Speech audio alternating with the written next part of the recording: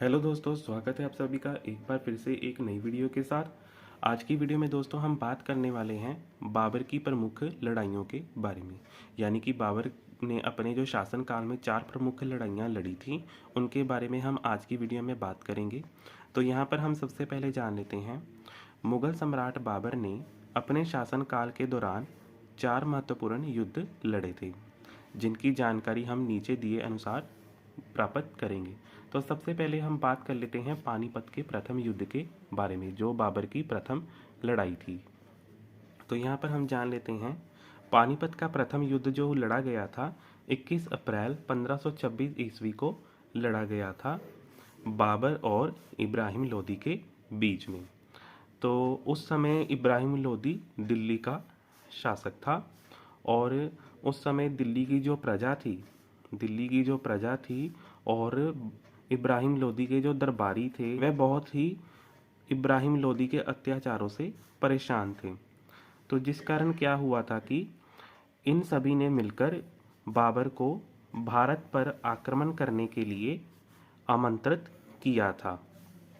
जिसके बाद क्या हुआ था कि इस अवसर का फ़ायदा उठाते हुए बाबर ने 21 अप्रैल को 1526 ईस्वी में इब्राहिम लोदी को अपनी 20,000 सेना के साथ और इब्राहिम लोदी की 1 लाख सेना के सामने लाकर खड़ा कर दिया पानीपत के मैदान में, जहां पर एक घमासान युद्ध हुआ था।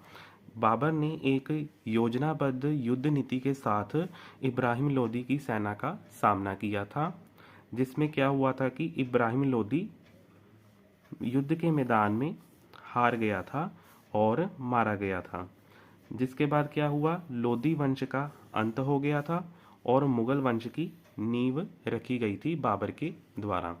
तो इस युद्ध को, यानी कि पानीपत के प्रथम युद्ध को जो बाबर ने जीता था, उसका जो मुख्य कारण माना गया था बाबर की 20 तोपों के कारण।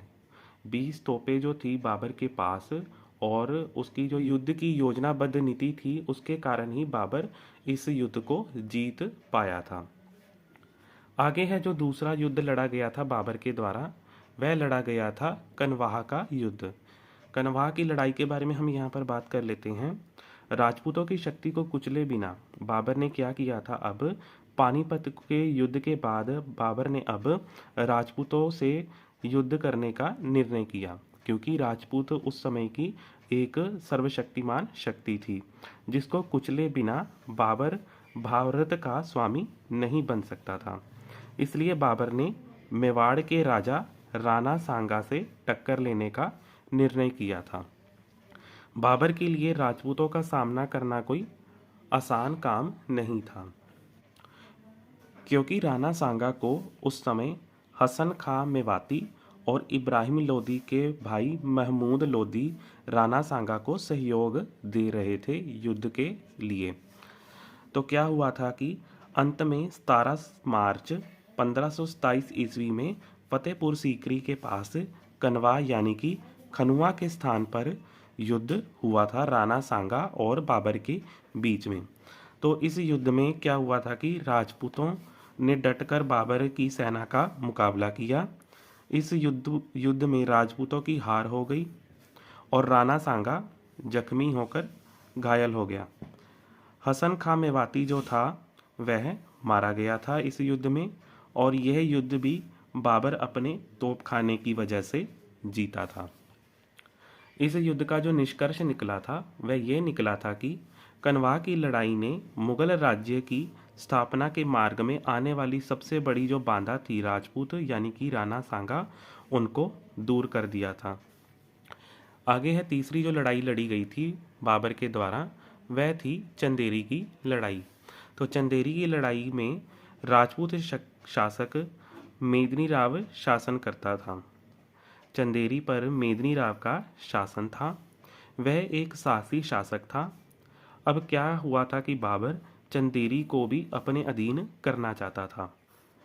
कनवा की लड़ाई के बाद और पानीपत की विजय के बाद बाबर ने अब राजपूतों को यानी कि मेदिनी राव को भी अपने अधीन करना चाहा, यानी कि चंदेरी को अपने अधीन करना चाहता था। इसके लिए बाबर ने सर्वप्रथम मेदिनी राव को उसकी अधीनता स्वीकार करने के लिए एक पत्र लिखा था, जिसमें मेदिनी राव ने इनकार कर दिया था बाबर की अधीनता स्वीकार करने के लिए। तो क्या हुआ था, इस इस पत्र के बाद बाबर ने 29 जनवरी 1528 ईस्वी को चंदेरी पर आक्रमण कर दिया था। यह युद्ध 1 घंटा चला। इसके बाद राजपूतों ने अपनी पराजय स्वीकार कर ली थी। इस लड़ाई में मेदिनी राव समेत लगभग 5000 राजपूत जो सेना थी वह मारी गई थी। इस तरह बाबर ने बहुत आसानी से चंदेरी पर अधिकार कर लिया और इस युद्ध का जो निष्कर्ष निकला था वह ये निकला था कि राजपूत शक्ति लगभग समाप्त हो गई थी, पहले राणा सांगा को हराने के बाद और अब राजपूत शासक मेदिनी राव को हराने के बाद क्या हुआ था कि अब राजपूत शक्ति जो थी समाप्त हो गई थी।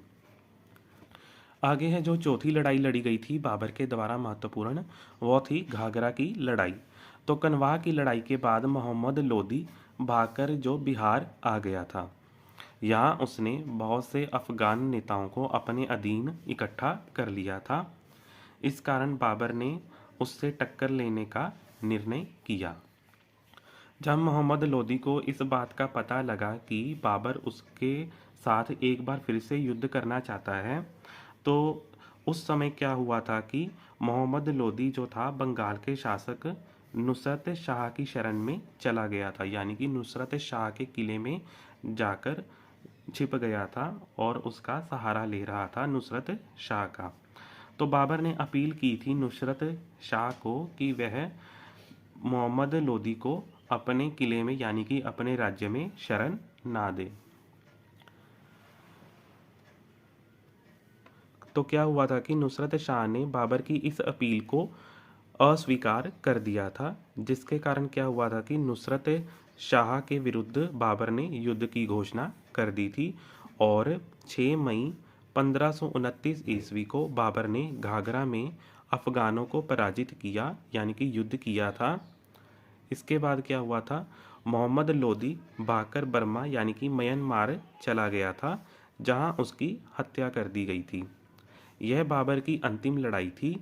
इसके बाद जो निष्कर्ष निकला था वह ये निकला था कि इस विजय के बाद बाबर जो था सारे उत्तरी भारत का स्वामी बन गया था और अपने यानी कि वंश मुगल वंश की नींव रखी थी, जिसके बाद सदियों तक आने वाली सदियों तक मुगल वंश का परचम लहराता रहा था।